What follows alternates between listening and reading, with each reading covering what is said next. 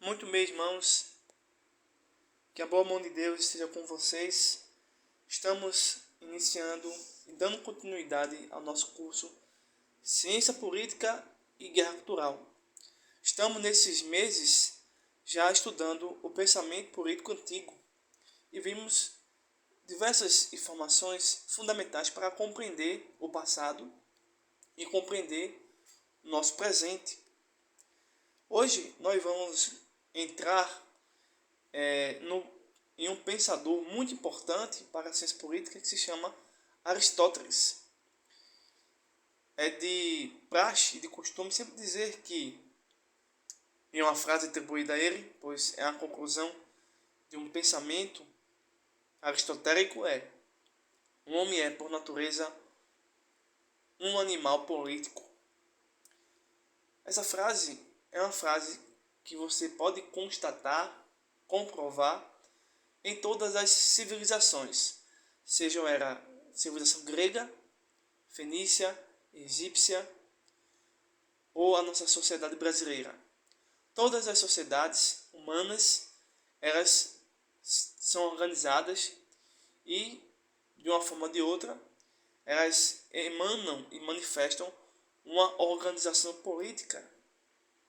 Então, esse assunto não é um assunto fictício, não é um assunto desnecessário, ao contrário, é um assunto tão real, tão importante, que vamos morrer, mas o futuro ainda teremos ideias, pensadores, organizações sociais, debates políticos, e isso só comprova que nós estamos no caminho certo para tentar descobrir informações relevantes, importantes para a nossa transformação social, individual e coletiva.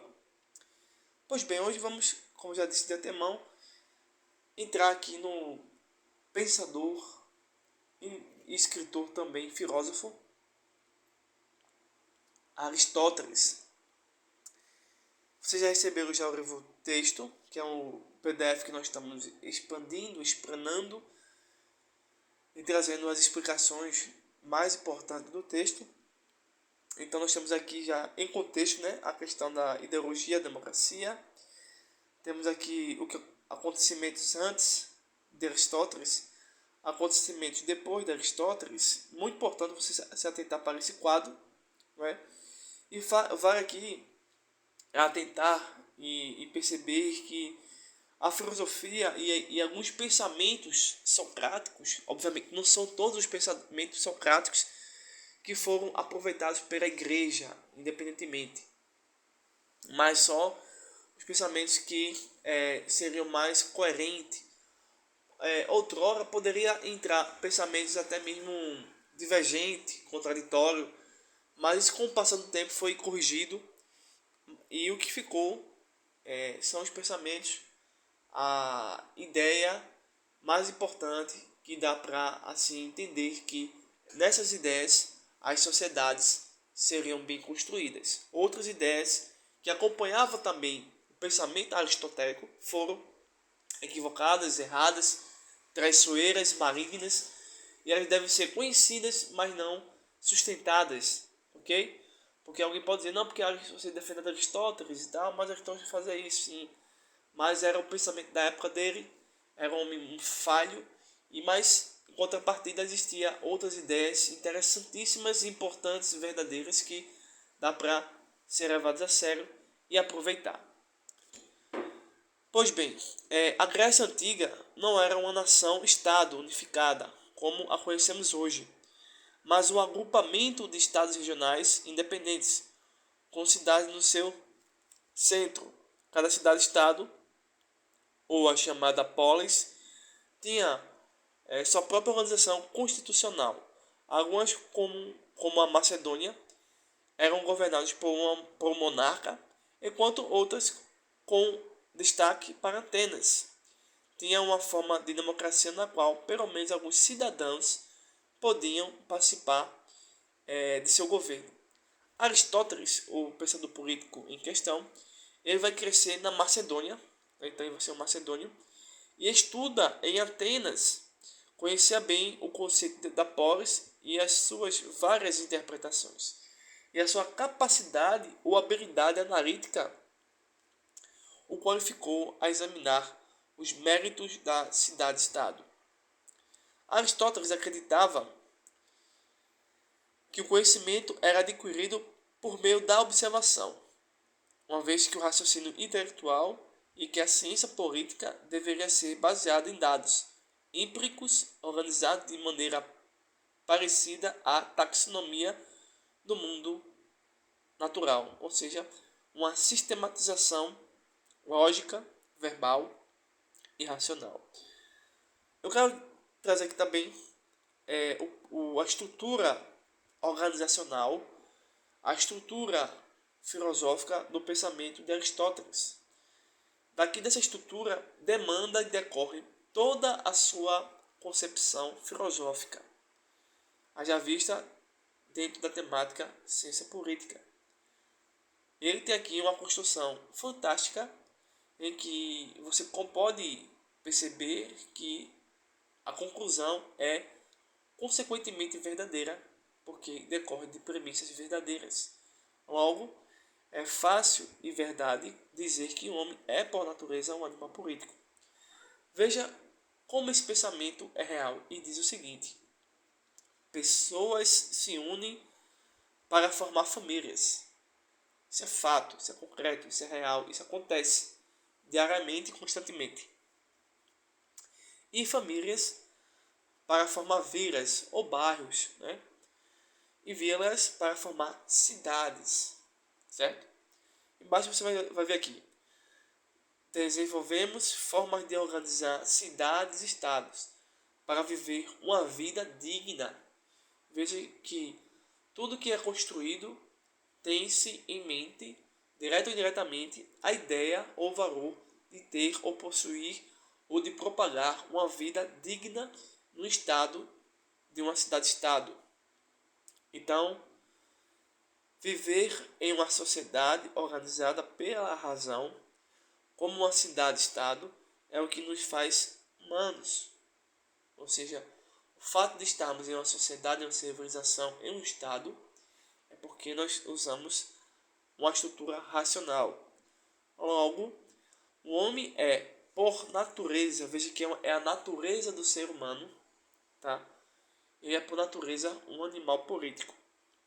Lá na frente, quando ele vai fundar, não vou dizer que vai fundar, alguns podem dizer que ele vai fundar, né? Mas quando ele vai criar as noções da biologia, ele meio que, e outros filósofos, traz evidências, entre aspas, da evolução. Por isso que ele fala que é um animal, né?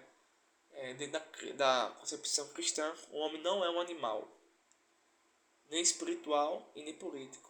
O homem é um ser cristão, político. Entendeu aí? Pegou o ponto? Ok. Do outro lado, também nós temos uma outra argumentação que leva à mesma conclusão, que diz o seguinte: o propósito da nossa existência é levar uma vida digna. Aqui trago a vocês e quero que vocês criem essa reflexão nesse vídeo e perguntem-se ao seu redor ou em você mesmo: o propósito da sua existência é levar uma vida digna? Qual é o propósito da sua existência? Pense, é uma pergunta pessoal, uma pergunta individual, é uma pergunta que deve nos acordar, nos despertar e ver se nossos atos estão dentro da estrutura de uma vida digna. Então, ele diz assim: depois disso, em decorrência disso, dessa vida digna, novamente, né, desenvolvemos formas de organizar cidades-estados para viver uma vida digna.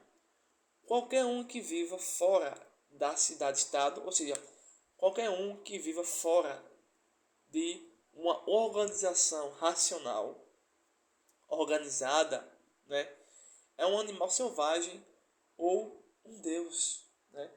Eu imagino aqui que quando ele diz assim um Deus, eu imagino uma pessoa que vive num mundo fictício, não é? Porque nem os semideuses, os deuses do Olimpo, da mitologia grega, viviam fora de uma estrutura política. Havia uma espécie de política na própria mitologia.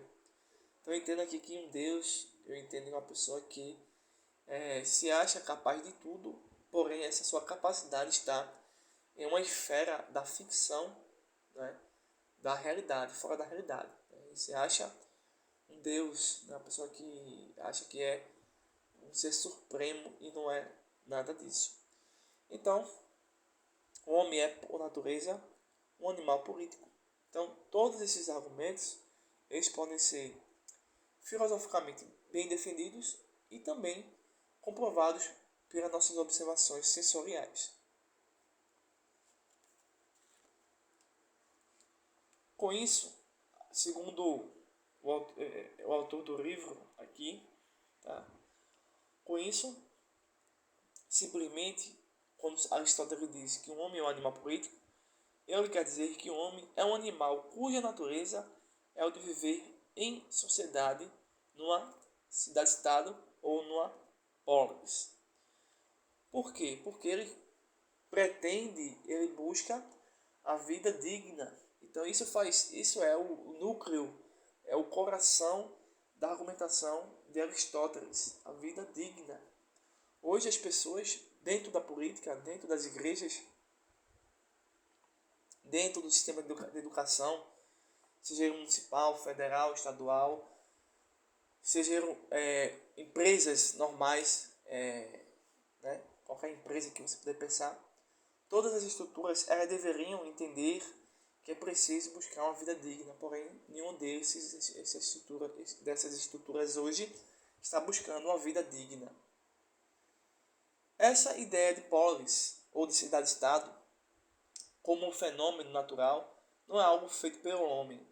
Sustentou as ideias de Aristóteles sobre a ética e a política da cidade-estado. A partir do seu estudo do mundo natural, né, da natureza, ele percebe que tudo que existe nesse mundo tem uma meta. Veja bem, Aristóteles ele começa a fazer uma reflexão e a entender que tudo que existe nesse mundo tem uma meta. Particularmente, eu, Luciano, diria que não é uma meta, e sim um design, um propósito, uma finalidade, um objetivo. O autor ainda fala que é um objetivo também. Porém, eu acredito que dentro de uma estrutura teológica existe um design em todas as coisas. E decidiu que para o homem isso seria levar uma vida digna. Então, para Aristóteles, significa a busca por virtudes, tais como justiça, bondade, beleza, verdade. O propósito da polis, veja que a cidade-estado, ou do estado, ou da civilização, ou de uma nação.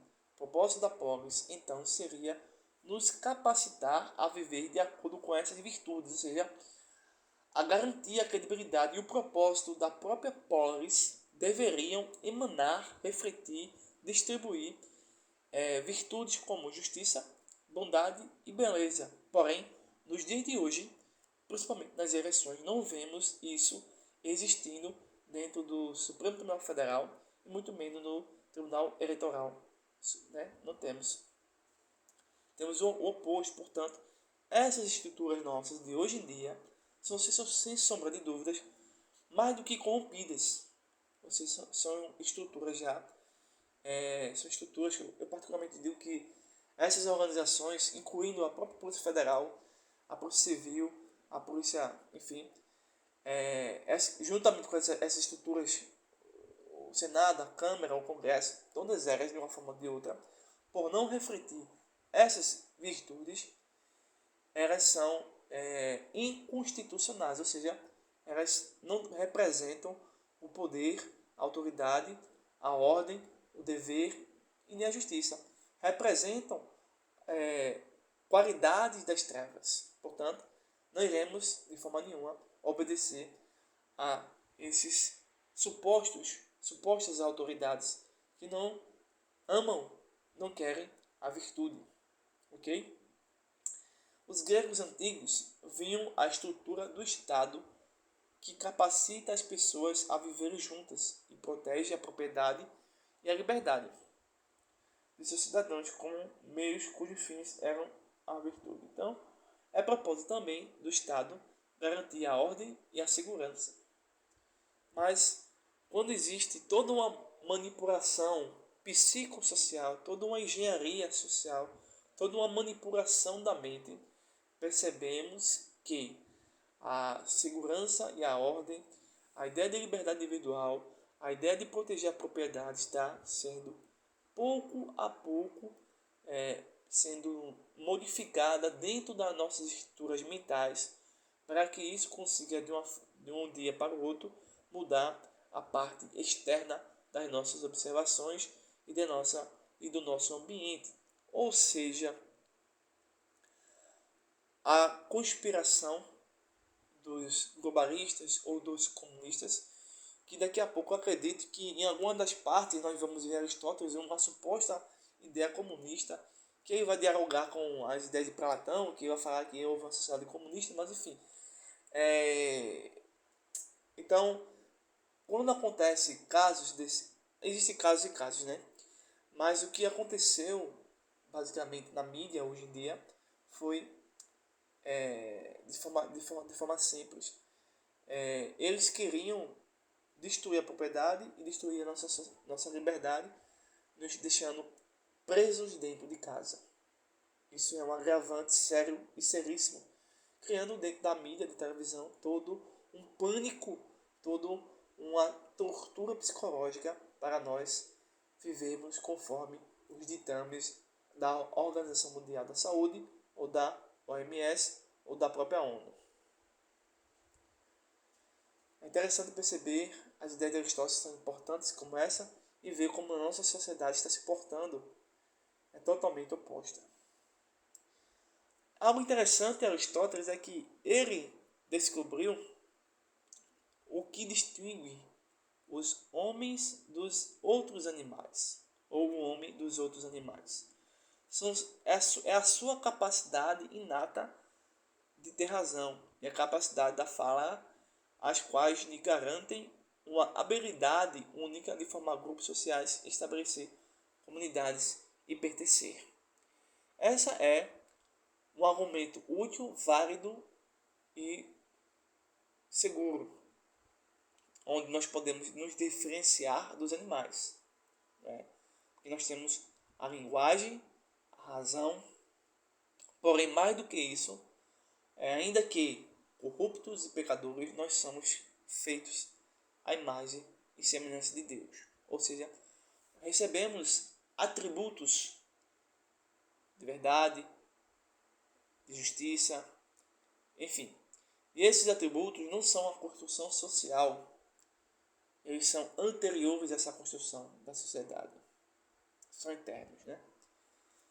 Aristóteles bem disse uma frase muito importante que está sendo esquecida, abandonada e desprezada por tanto tempo. Ele disse o seguinte: a base de um Estado, ou seja, a base de qualquer coisa, imagina aí, na sua casa, tudo tem uma base. Se você tira essa base, esse objeto, né, ele cai, ele não consegue ficar em pé. Então, a base de um Estado democrático é a liberdade. Então, se você não tem liberdade para sair de sua casa, se você não tem liberdade para ir trabalhar, se você não tem liberdade para ir comer ou comprar, se o Estado proíbe você de sair de casa, de comprar e de trabalhar só porque não tomou vacina, ele está contra o seu direito de ter a liberdade de não ser medicado. Não vou entrar no mérito aqui da questão da vacina, mas estou dando um exemplo de que o Estado, de forma nenhuma, pode tirar a sua liberdade individual. A não ser que você seja um adepto verdadeiro do marxismo, onde sua liberdade não é individual. A sua liberdade é coletiva. Então faz todo sentido você estar em casa, você tomar vacina, você não ir trabalhar e fazer revoluções. Destruir patrimônios, pichar paredes, quebrar carros, tocar fogo nas ruas. Faz todo sentido para você. Essa falsa organização social e de Estado. Mas a nossa organização do Estado original, que está sendo esquecida, é que o Estado democrático é a liberdade, é a base do nosso Estado imperfeito, certo? É o Estado democrático, é a liberdade. O bem mais precioso, socialmente falando, é a liberdade individual. Depois disso, nós temos a propriedade privada e o livre pensamento. Mas sem a liberdade individual, você não pode ter nada do que temos hoje. E eles estão querendo acabar com isso. A seguir, você percebe aqui, veja que eu estou fazendo o seguinte, eu estou fazendo uma leitura, dando uma explicação e trazendo para o nosso contexto e fazendo algumas aplicações. Ok? Particularmente, faço tudo isso dentro das aulas. Então, aqui nós vamos ver e se aproximar do que ele vai nos explicar, Aristóteles vai nos explicar, as 6 espécies de governo definidas por esse filósofo. Então nós vamos, chegando nesse momento, trazer aqui algumas explicações e ver o quadro. Deixa eu botar aqui para vocês o quadro, aqui ó. As 6 espécies de governo definidas por Aristóteles. Então nós temos aí, vocês vou dar uma pausa no vídeo, percebem aí, nós temos aqui a primeira classificação, governo verdadeiro. Então, para Aristóteles, é a monarquia. Tá? Ele começa com a monarquia. Ele entende que a monarquia é um governo verdadeiro. Se esse governo não existir ou cair, o governo verdadeiro que pode substituir a monarquia é a aristocracia, na visão de Aristóteles, ok? E se não funcionar, ou desistir, ou parar de existir, é a politeia. Okay? Essa é a classificação que ele fala de governo verdadeiro. Então, no primeiro governo de monarquia, nós temos o governo por uma única pessoa, é a monarquia. Ok? São os reis que governam, certo? Basicamente, lá no lado da Europa, né, acontece isso. Aqui no Brasil, no colonial, também aconteceu isso. Portugal também teve isso.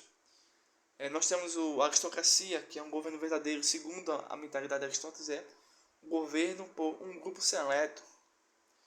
E o terceiro governo verdadeiro, na visão de Aristóteles, é a politeia, governado por muitos. Ok? E dentro dessa classificação, veja só, tanto a monarquia e a tirania têm a mesma classificação. Pode ser governado por uma única pessoa, certo? É onde a monarquia se corrompe. Quando a monarquia se corrompe, ela cria a tirania. Basicamente é isso. Mas é uma outra forma de governo. E essa forma de governo é uma forma corrupta. Aí você percebe aí que temos a forma corrupta. Na aristocracia, nós vemos que o governo é por um grupo seleto. Porém, se a aristocracia tender a não emitir as virtudes, ela tende a cair na oligarquia, que gera-se um outro tipo de governo, que é um governo classificado como governo corrupto. Agora, para o desespero de muitos e a tristeza da maioria, e também a possibilidade de compreender essa parte, é mais importante que todas as outras classificações. É onde ele diz que a democracia é um governo corrupto. E aí? Vamos dar uma pausa, vamos descansar. Pensa aí. Dos 6 governos, 3 são verdadeiros e 3 são corruptos. Hoje, na sociedade brasileira, nós somos dirigidos por um governo democrático. Aí entra a questão. O governo democrático de hoje em dia é corrupto? Você responde para você. Eu vou dar minha resposta. Sim, a nossa democracia hoje é uma democracia plena e totalmente corrupta. Por quê? Vou explicar mais adiante. E essa democracia também é governada por muitos, tá bom? Que é tipo a corrupção da Politeia, mais ou menos por aí que você pode ter que pensar. Então veja bem, vamos voltar para Aristóteles e voltar depois para o nosso tempo, ok? Então, Aristóteles, juntamente com Platão, os dois sabem que Sócrates foi morto dentro de um governo chamado democracia. Então, na visão desses filósofos, inclusive depois o próprio Aristóteles vai ser perseguido, né? Ele vai ser perseguido pela democracia de Atenas. Então, na visão desses homens, como é que algo bom, justo, que emite bondade e também a beleza pode ser ruim? Ou como algo ruim pode ser tão bom? Se a democracia é boa, por que foi tão ruim? E se é ruim, por que ela pode ser tão boa? Né? A explicação é a seguinte: o fato de Sócrates ter morrido na sociedade democrática só comprovou que aquele ato era um ato antidemocrático. Traduzindo, o julgamento de Sócrates, a morte de Sócrates, aquela trágica notícia só comprovou que a sociedade grega de Atenas estava distante e parou de praticar a democracia. Porque se de fato praticasse a democracia, jamais teriam destruído Sócrates. Porque Sócrates foi o único representante, no meu ver, da democracia. E quando ele morre, eles acabam, entre aspas, tá? Acabam de apagar da história o único, assim, falando historicamente, o único homem capaz de restaurar e de trazer novamente a democracia em Atenas, para Atenas. Aristóteles vê que a democracia se tornou corrupta. Então, ele tem todo o direito de dizer, sim, a democracia, na época de Aristóteles, era corrupta. Não servia, porque ela maltratava pessoas boas, maltratava e perseguia filósofos, maltratava e torturava, enfim, fazia coisas horríveis com pessoas simples. Né? Apesar de que a mentalidade da civilização grega era uma, ok? E da democracia ateniense para os dias de cá, houve muita modificação, certo? Ok aí, entendeu? Então faz sentido Aristóteles e Platão dizer que a democracia é ruim, ela é corrupta, porque ela não pratica, não emana justiça, certo? E hoje em dia, nossa democracia ela é corrupta? Sim, ela é corrupta. Ela permite ex-presidiários serem candidatos à presidência, ela permite partidos que apoiam a pedofilia, o incesto, a eutanásia, partidos que ganham recursos públicos para perpetuar a prática abusiva e também inadmissível da prostituição infantil e outras coisas abomináveis, como casamento homossexual. Então, o Estado democrático, esse Estado que recebemos da Grécia, está muito mais pior do que o tempo de Sócrates, do Platão e de Aristóteles. Então, com certeza, nosso Estado é um Estado corrupto, porém, precisamos de homens que precisem resgatar os valores originais. Então, esse curso tenta fazer esse trabalho, ok? Então, qualquer dúvida, pare o vídeo, volta, espera, porque é muito importante esses elementos serem bem assim trabalhados por vocês. Aqui eu vou entrar um pouco mais em Aristóteles, depois dessa... Apesar de que eu vou fazer, assim, uma vez ou outra eu vou trabalhar alguns conceitos que já falamos antes para iluminar novos conceitos ou reflexões do pensamento de Aristóteles. Bem, Aristóteles ele é um homem importante para a ciência política, e para a filosofia, para a teologia, para a história.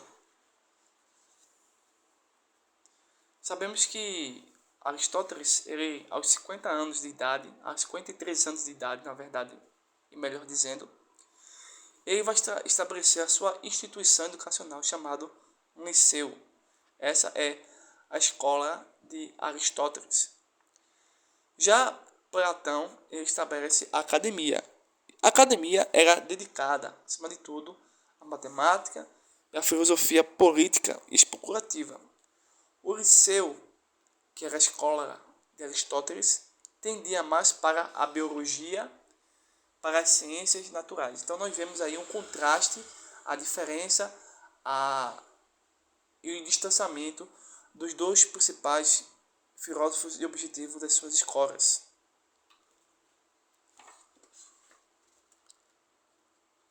Ateneu relata que Alexandre deu a Aristóteles para equipamento e pesquisas físicas e biológicas a soma de 800 talentos. Segundo os pesquisadores, seriam cerca de 4 milhões de dólares. Então Alexandre foi também Alexandre o Grande, tá? Alexandre o Grande oferece a Aristóteles um patrocínio para ele fazer pesquisas no campo da biologia e outros campos também. Então, uma quantia muito alta, tá, em relação assim, aos nossos dias, para a gente perceber, né? Então, deixa eu ver o que eu posso mais dizer aqui.